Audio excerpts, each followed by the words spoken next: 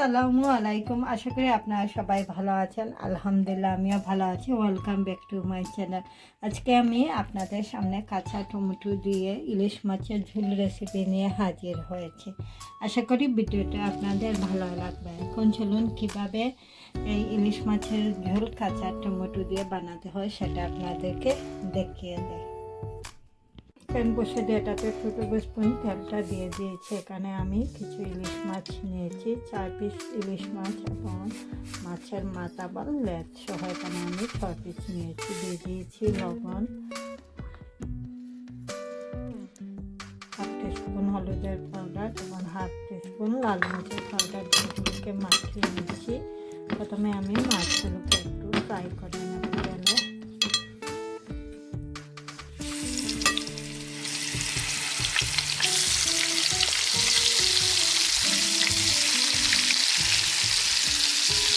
মাছের এক পাঁচটা ভাজা হয়ে গেছে।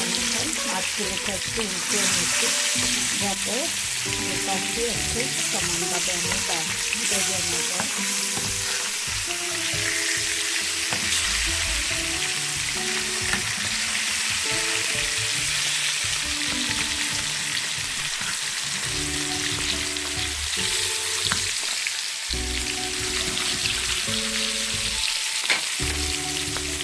মাছগুলো ভাজা হয়ে গেছে, তাই এখন আমি এগুলোকে আরেকটা চুলায় সরিয়ে রেখে দিচ্ছি। আরেকটা চুলায় মাছগুলো রেখে দিয়েছি এবং চুলায় একটা হাঁড়ি বসে দিয়ে এটাতে আমি 2 টেবিল স্পুন তেলটা দিয়ে দিচ্ছি এবং তেলটা গরম হওয়ার জন্য একটু অপেক্ষা করবো। গরম হয়ে গেছে, একটা বড় পেঁয়াজ কেটে করে নিয়েছি, সেটা দিয়ে দিচ্ছি। পেঁয়াজগুলোকে প্রথমে একটু ভেজে নেব। পেঁয়াজগুলো খুব ভালোভাবে ভেজে নিয়েছে। এখন বাকি যে মশলা উপকরণগুলো আছে সেগুলো দিয়ে দিচ্ছি। প্রথমে দিয়ে দিচ্ছি লবণ, তারপর হলুদের পাউডারটা দিয়ে দিচ্ছি হাফ টিস্পুন, জালটা আপনাদের পছন্দ মতো হাফ টিস্পুন লাল মরিচের পাউডার এবং হাফ টিস্পুন দিয়ে দিচ্ছি কারি পাউডার। দিয়ে আবারও এগুলোকে মিশিয়ে নিচ্ছি পেঁয়াজের সাথে। তারপর এখানে দিয়ে দিয়েছি দুটো টমেটো কুচি। সব কিছু একসাথে মিশিয়ে নিয়ে মশলাটা খুব ভালোভাবে কষানোর জন্য 100 গ্রামের মতো পানিটা দিয়ে দিচ্ছি যাতে সব কিছু খুব ভালোভাবে সিদ্ধ হয়ে যায়। খুব ভালো করে মশলাটা কষিয়ে নিচ্ছি। এরকম এখানে আমি এখানে নিয়েছি 10টা কাঁচা টমেটো, যেগুলোকে অর্ধ করে কেটে নিয়েছি সেগুলো দিয়ে দিয়েছি মশলার মধ্যে।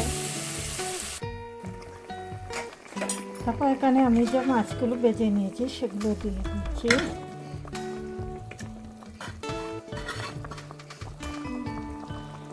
আমি এখানে 400 গ্রাম টোটাল পানিটা দিয়েছি। ঝোলটা আপনাদের পছন্দ মতো দিয়ে দেবেন, কম বেশি হতে পারে রান্না। তারপর এখানে কাঁচামরিচটা দিয়ে দিচ্ছি, আস্তে কাঁচামরিচ দিয়ে আবারও ঢাকনা দিয়ে ঢেকে দেবো। কাঁচা টমেটো দিয়ে আজকে যে ইলিশ মাছের ঝোলটা রান্না করেছি সেটা প্রায় তৈরি হয়ে গেছে। আমি এখন ধনিয়া পাতাটা তার মধ্যে দিয়ে দিচ্ছি, দিয়ে আবার ওটাকে ঢাকনা দিয়ে ঢেকে দেবো। তারপর চুলা থেকে নামিয়ে আপনাদেরকে পরিবেশন করে দেখিয়ে দিচ্ছি কীরকম হয়েছে আজকের কাঁচা টমেটো দিয়ে ইলিশ মাছের ঝোল। টমেটো দিয়ে ইলিশ মাছের ঝোলটা রান্না হয়ে গেছে। আমি একটা সার্ভিং বাটির মধ্যে নিয়ে আপনাদেরকে দেখিয়ে দিচ্ছি কীরকম হয়েছে আজকের এই ইলিশ মাছের ঝোল, যেটা আমি কাঁচা টমেটো দিয়ে রান্না করেছি।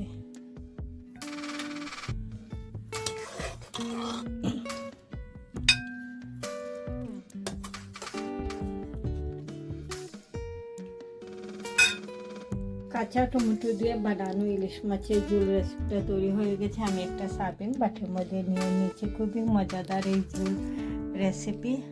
আর আজকে আমি এটা সাদা ভাতের সাথে পরিবেশন করেছি, সাথে দিয়েছি এটা নাগা মরিচ।